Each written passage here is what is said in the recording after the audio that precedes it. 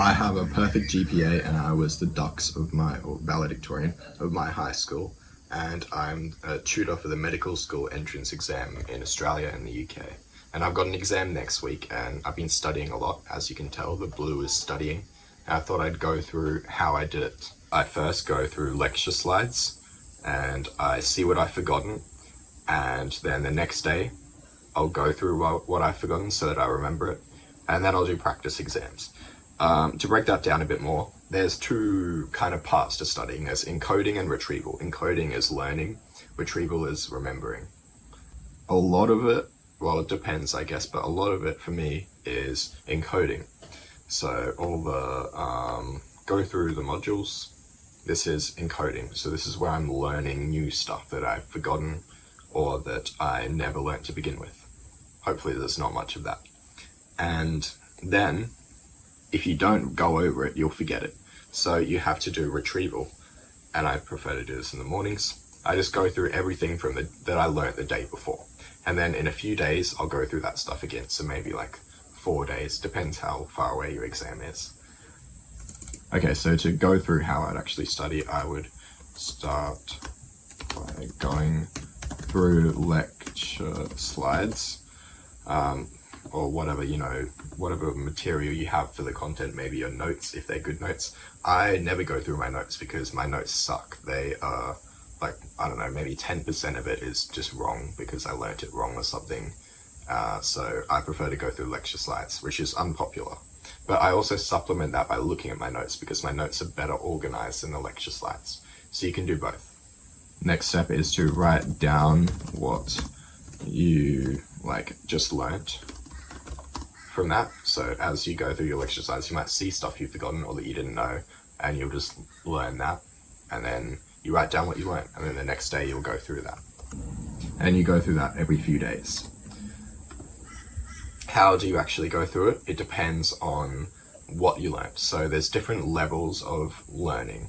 You can learn it at a very low level where you can only recognize it, or you can learn it at a very high level where you really deeply understand it. And in between that, it's just being able to recall it straight from memory, but not really understanding it. And you need to test it or recall it at the highest level that you learnt it. So if you really deeply understand something like, I don't know, how respiration works or something, then when you're going over that, you need to do a whole long question where you explain the concept in detail. You can't just look through your notes again because it's passive, and that's when you're testing at the recognition level. And you'll still forget it if you only test it at the recognition level because you'll drop down to only having a recognition level of knowledge. So you can see on my calendar, Anki is a flashcard app. A lot of people use flashcards. Only a tiny part of my day is doing flashcards because I know that I need a higher level of understanding of most concepts, so I don't rely on flashcards too heavily. I use them where they apply, but the rest of it, this lecture review stuff, that is where I'm testing my deeper understanding, and you can tell that takes up a lot bigger part of my day. So once I'm done that, I'll start doing practice exams.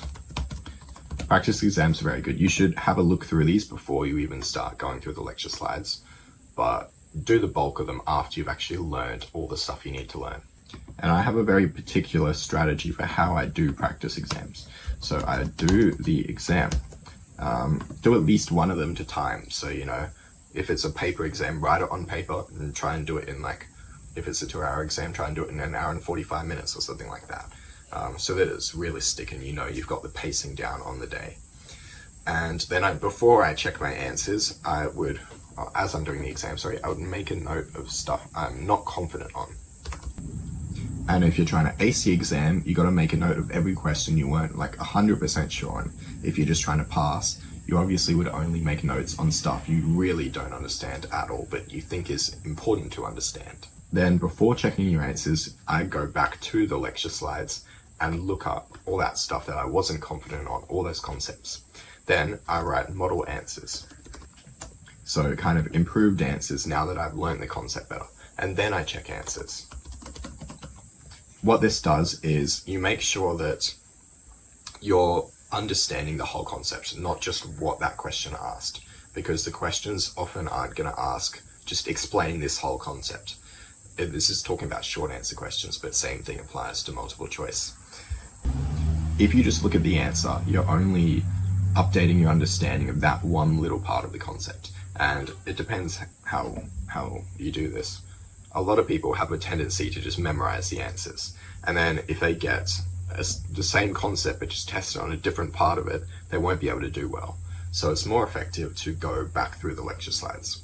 The problem with this is it takes forever, and you might not have time to do this. But a problem I used to face was I was obsessed with finishing every practice exam there was before the exam. And I used that as kind of my marker of how well I prepared.